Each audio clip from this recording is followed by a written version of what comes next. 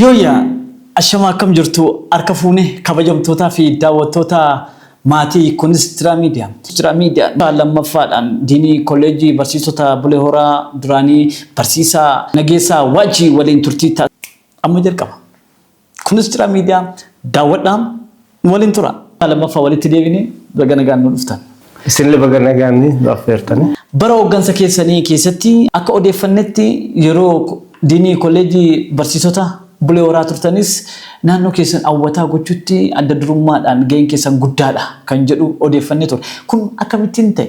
Namni haguma ofii danda'u hojjeta. Haguma ofii beeku hojjeta. Maybe waan xiqqaatu hojjette sani uummata guddaa siin jedhuu danda'a. Waan muraasa manaajimentii kennuu yeroo san tura wajjin hawaasa mana kolleejjii sanii tura wajjin waa hojjedheeru qaba. Wanni akka hawaasaatti akka manaajimentii kennaatti an dura bu'e malee already ka hojjetu hawaasa kolleejjii sanii fi manaajimentii yeroo san ture malee nageessaa jedhanii nageessaa kennuun kophaasaa wanni isaa fudhachuun barbaadu. Siidaa bareessoo dukkanne fakkeenya jalqabaaf namni dhaabinu yaaduma gosaatu nama burqisiisanu. Yaada kana ani Gaash Gabree Waaqoo nama jedhamu amma lubbuun hin jiranu wajjin ture waa'ee obbo Bariisoo baay'ee natti himan. Haga amma namni illee barreessin dubbatee waan tokkoon isaan natti himan illee jira. Baay'ee nama kwaalitii addaa qaban nama dandeettii addaa qaban ta'uusaa Gaash Gabree Waaqootu beektan nama baay'ee nama guddaa nama uummati hundi jaalatu nama dhugaati amma lubbuun hin jiranu. Isaantu waan kan natti hime naannoo bara 2009 amma waan biraa godhee hin danda'u maaf siidaasaa dhuma xiqqoo tokko kolleejjii kana keessa ijaaru jedhee manaajimentii dhiyeessee manaajimentiin keenya gammachuun fudhate barisaa 2009 gara dhumaati. Dubbiin kun lubbuu horatee 2010 immoo hojii jalqabne isa kanarraa kaanee suuruma Bariisoo dukkalleetu eessaa argannaa kan jedhu kana gadi baan suuraa kana barbaadachuu baane suuraa barbaasa gaafa deemnu nama Biraanuu Dukkallee jedhamu obboleessa isaarraa arganne. Biraanuu Dukkallee obboleessa Bariisoo Dukkalleeti. Ammallee as jiru hujuma ogummaa hojjetanii ammallee jiraatu Bulee Horaa keessa jiru. Suuraa kana barbaadaa tura isaanuu mana keessa. Nuti manuma isaanii keessa teenya isaan gara keessaa deemanii hin barbaadan. In barbaadan suuraa yeroo dheeraa amaffameeru. Achi fuudhee ka uffata isaa mul'isee wayaa guutuu kan uffatee ka'ees kan gurdii isa amma miidiyaarra deemu kanaas qabatee nutti fide. Waa kan nuu kennanii ati eenyu jedhanii na gaafatan ittimee of barsiisee bilbila kee kenneef yoo suuraa kana si deebisuu dhabe bilbila kanaan na hordofe achitti koottu. Waa wal beenu qabna achiin dura wal argine mana isaatu argachuu dadhabee nama guddaa tokkotti maqaa isaanii yaadadhu qabee nageesse. Kana booda suuraa kana qabanne Adaamaa deemne odeeffannoo fudhanne kolleejjii Adoolaa farra odeeffannoo fudhanne nama Dijenee Ayifokkiruu jedhamu ogeessa ka akka Itoophiyaatti dorgommii malee hojjetu jechuudha. Akka Itoophiyaatti eessa Dijenee Ayifokkiruu nama jedhamu Adam arganne suuraa kanaani siidaa nama kanaan hojjechiisuu dandeessaa inni gaafanne eeyyamuun jedhe. Adeemsa kana keessa darbee siidichi hojjetame bara 2010 kolleejjii barsiisota Bulee Horaa keessa dhaabate kan riivaanii isaa mure garuu wanna hunda keessa kana gammachiisu haadha mana Bariisoo Dukkalleeti.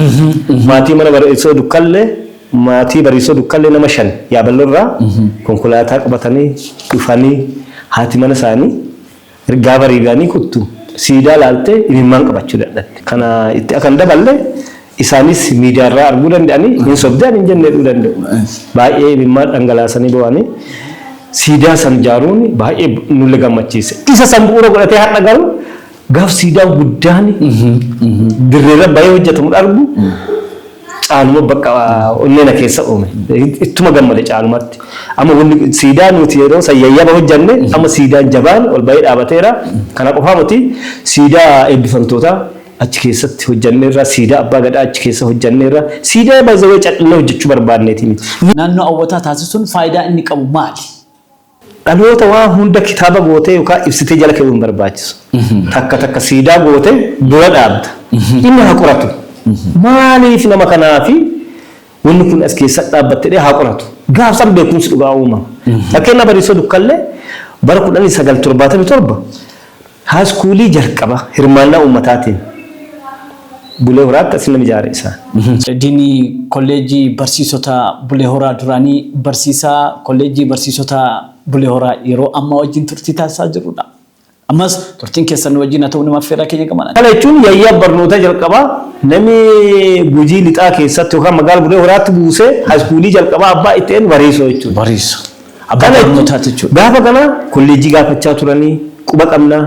Hospitaala gaafachaa turanii yuunivarsiitii waan hunda gaafachaa turan baankii ofiisaanii ijaaranii maallaqas qannaa manas ijaarannee irraa ogeessuma akkaawuntaantii qofnu ergaa jedhanii waan kana hunda gaafachaa turan dhaabbileen kun gaafa ijaaraman nama abbummaa isa gaafachaa ture kan nama jalqaba waan kan ija uummataa bane kana yaadachuun dirqama ta'a kanarraa kaaneeti nuti kolleejjiin kun gaafii isaanii deebi'e keessaa tokko bara biraas deebi'u kanaafi nama jalqaba barnoota irratti lafa keenyatti waan guddaa hojjetenne beekamtii kenne achi keessa dhaanne dhaloota ammoo bariisoo dukkalle eenyu ka jedhu siidaa sallaalee gara qo'annaatti gadi ba'aa jechuudha.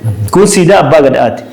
Uummati aadaa fi hin beekne, safuu fi hin beekne, duudhaa fi hin beekne waan beekuu qabu.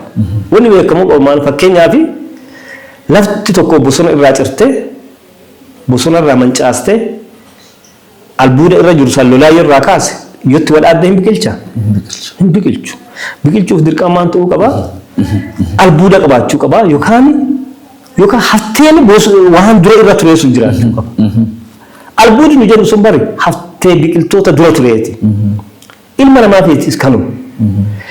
Ilmi namaa ka'umsa isaa, aadaa isaa, duudhaa isaa, safuu isaa ganamaa haftee hin qabne ta'e barumsa ammayyaa barate eessaayyuu dhabu. Fakkeenyaaf keemistirii dur beeka uummata keenya. Uummata keenya farsoo kan naqatu keemistiriidha. Utuun baratee adoon beekte. Uummata keenya buusa laala, urjii laakka, astronomiidha. Gara biraatiin uummata keenya guddaan si gorsuu jedhanii nama gorsuu jira, nama sirreessu jira. Saakaatiristiidha. Kallattii baay'een gadi fiduu dandeenya. Wanni hundi aadaa. Wanni hundi aadaa keessaa madda.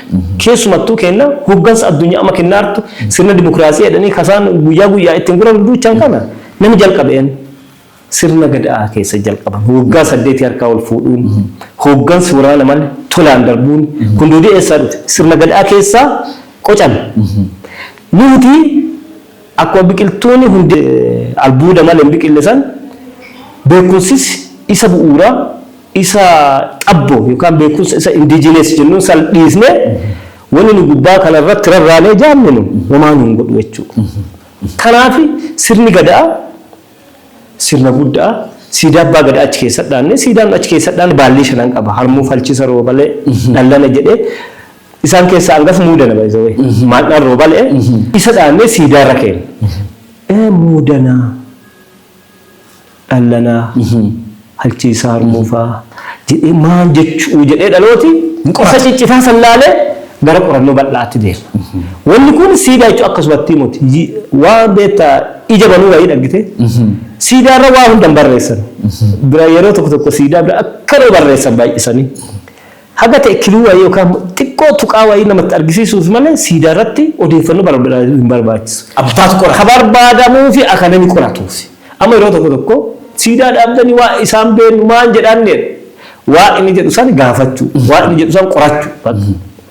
Siidaan ka barbaachisu kanaan siidaa abbaa gadaa bu'uura sanii dhaanne kun siidaa eebbifamtootaati. Eebbifamtoota xixiqqoo jalarraa gurguddoo gubbaara. Jala isaa bishaan faawuntinii maddu jira. Kun hundi hiikoo qaba. Dhalooti gurguddaan ka har'a eebbisaa jiru. Xixiqqaan jalaa dhufu dhaloota dhufu. Barnooti dhaloota tokkoo fi muti dhaloota rakka ce'u. Kan dhaabatu sadoontiin umurii hunda keessatti kan jiraatu. Education is long life. Amma jireenya dheeraa barnoota malee jireenya gabaabaa waan citaa tokkoo miti. Jireenya dheeraa kana daa'imummaa guddachuu jaarsummaa achi siidaan kun amma waan isa ibsa. Achi keessa maal tiraa maddi bishaanii jiidhee maali misoomni guddinni bareedinni barnoota alan jiru. Birriin maatiraalii wal qabachuu dandeessa. Deebi'eessi cinqaa sirrattuu lama malee. By the way amma akkuma nama baratini birrii guddaa kennuuni namicha cinqaa irra maal baay'ee jajjabeessaa hin jirru. Osoo argatee jechuudha. Gaafa baratte wanni hundisti bareeda. Wanni hundisti bareeda. Tuffii jalaa baata. Hundee guddinaa. Siidawwan kana sadiini bu'uura kanaan achi keessa dhaanne daandiiwwan isa qunnamsiisu tiraazoo adda addaa hojjannee irraa. Waan wanni hojjetame waggaa 9 waan ta'eef bal'aa. Isuma kan diinii kolleejjii barsiisota Bulee Horaa turtanii akkamittiin gara barsiisummaatti dhuftan? Waggaa 9 kenne fedha kiyyan turre. Waggaa 8 kennuu qaba ture. Nuti ilma abbaa gadaa jenneetuma boonaa walla ittiin boonuu mootonni guddaan danda'amu ittiin jiraachuu. Because nu miidhu amantaa kamiyyuun tuqu iddoo amantaa kamiyyuun jabeessa wallola mormaa jaalala deeggara aadaan sirni gadaa waggaa 8 harka wal fuudhuu qabna waggaa 8 irratti barbaadee ture.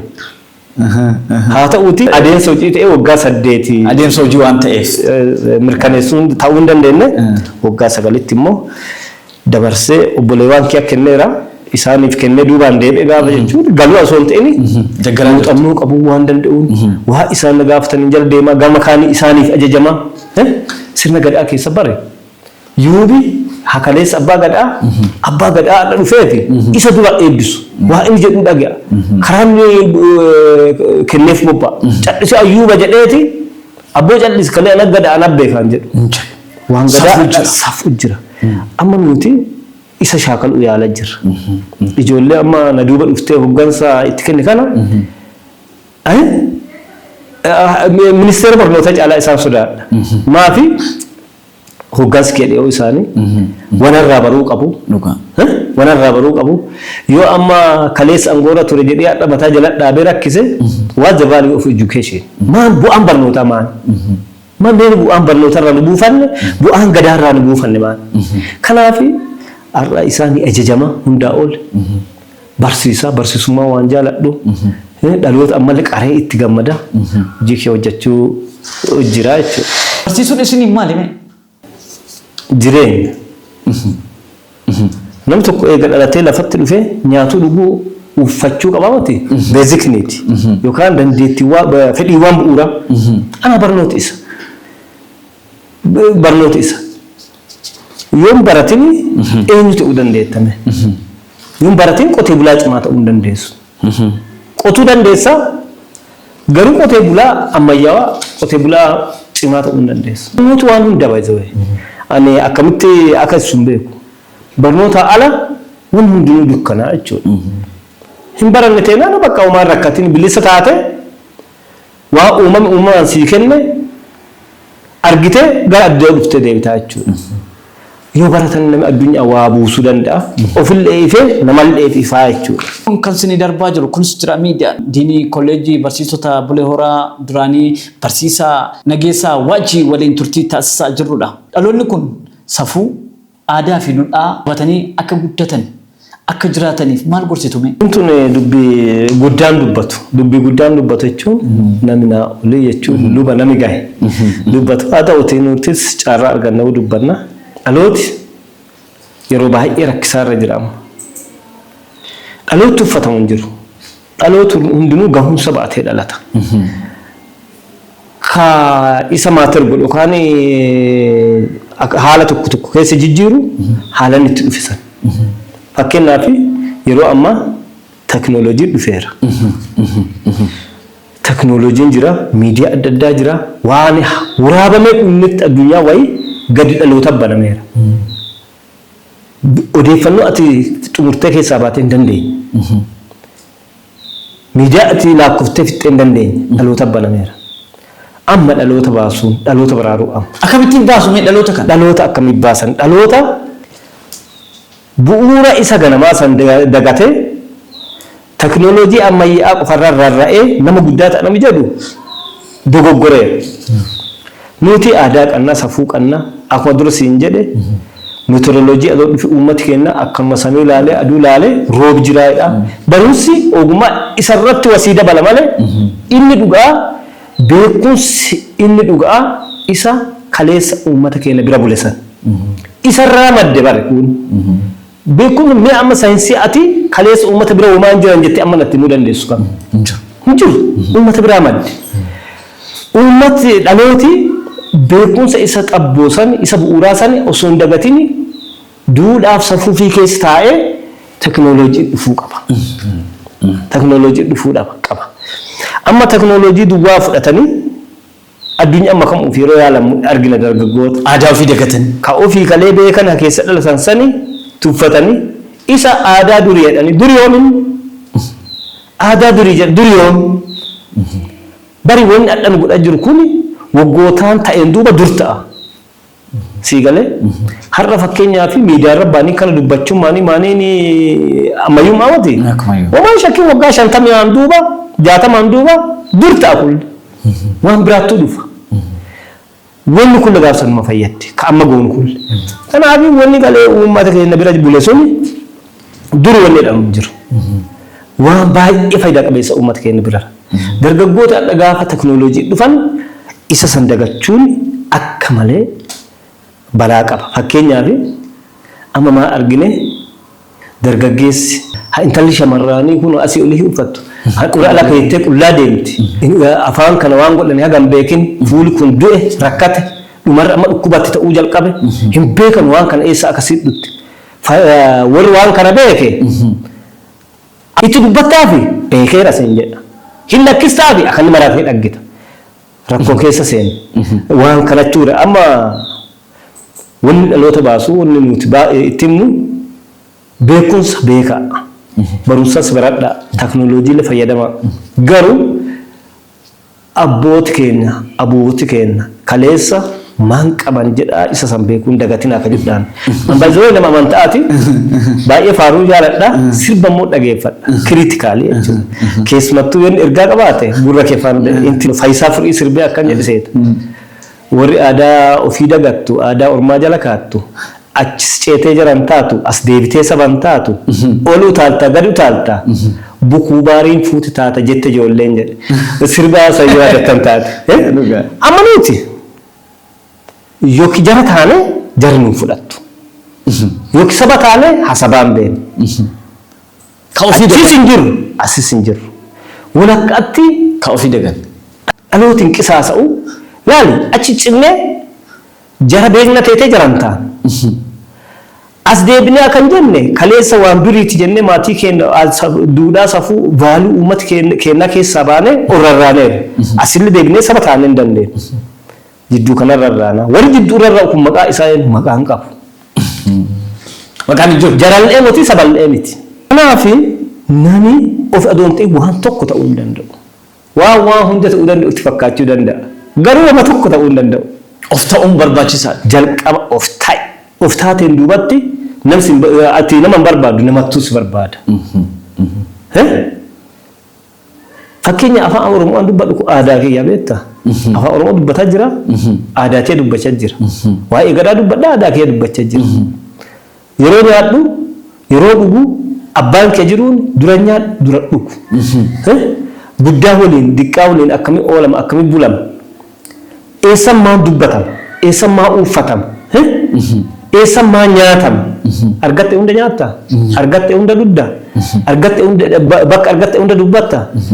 Wanni kun duudiini jechooti mataa isa jiran jechooti yeroo darbuu fi jechan darbine hin dubbatin jedha. Amma dhaloota keessa namoota muraasa tokko amma dhuma addunyaa isaanii asuma guyyaa guyyaan dhuma addunyaa tokko fatee dhuma addunyaatti bakka qaama nama jiru hunda arrabsee miidiyaa irra bahee bakka kaa ol muree kaan gadi muree jechin achirra fayyadamu dubbachuu miti dubbisuuf agarsiisa ulfaata. Kanaaf dhaloonni beekumsa bira ga'een abbootiin keenya baay'ee namoota beekan baay'ee jira. Nuti amma carraa arganne asii waa odeessinu kan namni dachaa meeqa nu caalu meeqa jira baadiyyaa keessa. Dhalooti abbootiirra barachuu gaafachuu of barbaaduudha.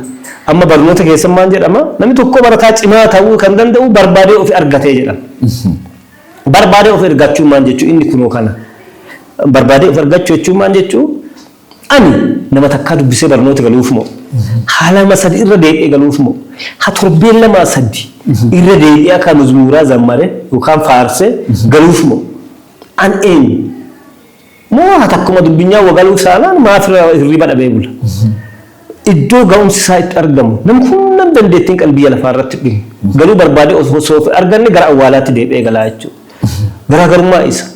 Kun yoo barbaadeef argatee dargaggummaan waan barbaadu hunda bira gaha.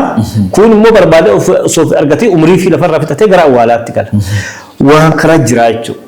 Waan kana jira. Akkuma sanii warri daa'imman keenya dargaggooti ijoollee dhaloota duubaa dhufan akkasa yoo ofi argatin taate. Yoo aadaa durii jedhanii safuu duudhaaf irraa amma orba qofaa miti bara ijoolluma keenya bakka amma safuu duudhaa gatanii handhuura mul'isa uffata akan taane uffatanii jara kan ta'in saba kan ta'in keenyaa jiru isaan su amma isaan gorsinaa barbaada of argadhaa isa sanii miti eessa deebi'aa qe'ee keessatti deebi'aa achirraa ka'aa deemaa hawaasa keessan kalee keessa dhalattan keessa bulaa oolaa maatiraalee ittiin jiraan bare argachuu dandeenya addee kamii jiru garuu maatiraalee adoon ta'ini jireenya dhugaa jiraachuuf immoo addee kaleetti dhalatte santi deebite addee hawaasa sun bulbulte gaafatte keessatti of ijaarte dhuftee nama guddaa ta'uu dandeessa dhaloota kana gorsa. Dhumarratti yaada xumuraa yoo qabaattan. Tokkoffaani warri kunis jira miidhaa baay'ee galatooma. Baay'ee kunis jira jechuun namni kun akka jiru yaadanne fakkeenyaaf akka maqaa isaa waa irraa isin kaatanii moggaastanii hin beeku. Kunis jira gaafa jettu wanni tokko wanni beekamu dura ture namni isuma qofattuu jira si'a isuma qofattuu ta'a si'a garuu waan biraa gaafa namatti argisa isa qofaa miti kunis jira akkas jettee jiraachuusaa qabaachuusaa namatti sabatti hin taa'echuu warri kunis jira miidhaa baay'ee galatoomaa dhalachuu irratti yaadachuu keessanii baay'ee ulfaadhaa namooti baay'een jiranii kanu caalanii kana agas yoo jedhee dhaamsi dhumaa hin qabu tokko yeroo amma dargaggoota dogoggoraa jiru keessumattuu waraana guddaa sammuu dargaggootaa keessara waraana guddaan jiru kun qabeenyaaf barnootattuu dhufee waraana sammuu isaanii keessa baneera qabatamaan jechuudha. Maan jedhanii waan barnoota jedhamu kan dhiisne asuu qabeenya wayii qabanne gara qabeenyaa deemne ka barate maan fidaara. Ka barate digirii maastersii dooktereetii akka maan fidaara. Osoo qacaramne illee mindaa isaatu maali. Kanaaf barumsa yeroo balleessuurra maali hojii dhabnaa warreen jiru hojii hojjannaa addee kanatti gorsa cimaa kan qabu. Barumsi mindaa miti.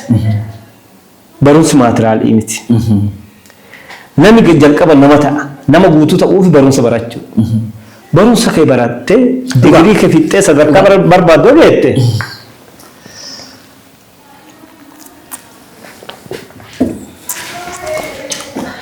Addunyaan sii banameeru hin duuba bara yoo barate addunyaan sii hin banamne. Baay'ee waan tokko beektaa mana kana keessa teenyee baatirii ibsine. Addunyaan keenya manuma kana.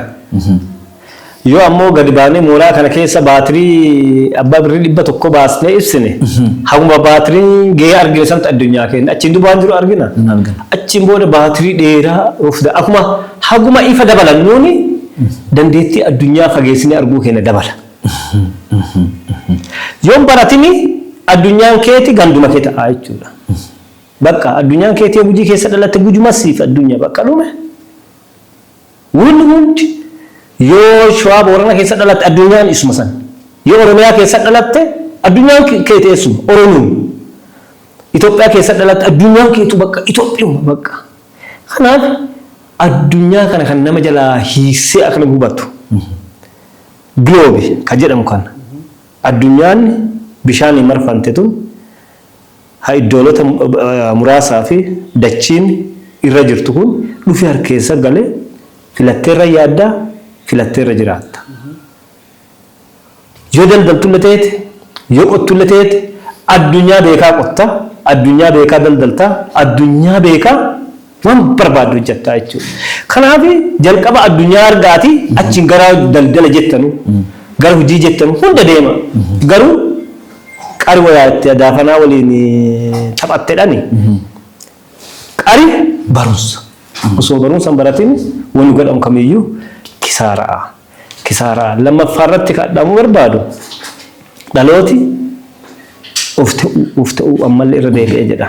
Dhaloota of ta'uu. Barachuu duwwaa doontiin of ta'uu. Guddaa kabajuu, xinnaa kabajuu. Miidiyaa kanarratti gofa sabasaa. Gofa waan jedhamu kana. Gofa jechuun maal jechuudha? Gofa jechuun keessoo yookaan icciitii sabaa jechuudha.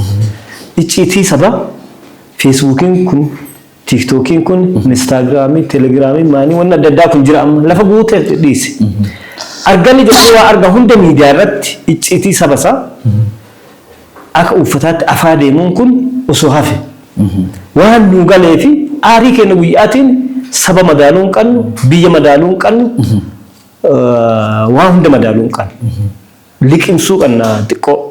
Aduu aarroo liqimsine muraasa irraa baasne. Kajebu qabu keessumattuu yeroo ammaa kana carraa waan gaarii lama jira. Waan itti gammadu jechuudha. Waan lama itti gammadu keessaa tokko mana barumsa bu'uura boruudhaan kan dhaggite. Hamma baadiyyaa hunda keessatti dura ba'ee ilmaan dargaggoota abbootii qabeenyaa qofattu eessa barata? Magaalaa guddaa jirtu barata. Amma bu'uura boruudhaan hasa sadarkaa hunda gadi bu'eera. Wanni kun waan salphaa miti. Bu'uura boruu ifa boruu maanii kan jedhamu kun hawaasi ijoollee isaanii danda'atee ta'u waggaa afurii jalqabe bu'uura boruu kana keessa oolchee ijoollee achi qaramtee nama akka taatu ijoollee fi barsiifachuu qabaa. Kun hojii baay'ee cimaa hojii yeroo hundaan geeffamu moti hojii kana bira uummatiin dhaabatuu qabaa. Baruu barsiisuu hunda bira dhaabannaa keessumattuu jechuu barbaadeeti. Inni lammaffaani waan baay'ee itti gammadee jaarraa kana keessa jiraachuuf natti tole keessaa tokko hanna qormaataa hambisuu. Hojii hanna qormaataa irratti mootummaa hojjechaa jiru waa ajaa'ibaati. Bakka kana ta'uu qaba. Ammaayyuu shakkii uumamaa jira. Naannoo kutaa 8 bakka tokko tokkotti ammaayyuu hanni jiraa jedha aaran. Kuni nama ani ilma ofii dhale na hachisiisanii yoo dabarsan kan caalaa humna gaddisiisu hin jiru. Yoo kuffisanii na galchan bara beeku beekee hin darbu. Yoo garuu hatanii na dabarsan hin du'aa jechuudha. Wanni hanna jedhamu kun alaarjikii yookaan dhukkuba hamaa ta'ee nama hundi balaaleffatuu qaba. Turtii diinii kolleejjii barsiisota Bulee Horaa duraanii barsiisaa kolleejjii barsiisota yeroo ammaa barsiisaa ta'anii hojjetaa jiran barsiisaa Nageessaa Waajjii wajjin turtii taasisne asirratti godhama. Ergaa guutuu isaa karaa YouTube chaanaalii Kunistira Miidiyaatiin subscribe, like, share, comment gochuudhaan maatii Kunistira Miidiyaa ta'aa isiniin jenna. Sagantaa biraa mata duree biraatiin keessummaa biraa qabannee amma isinii dhiyaannutti nagaan nu tura.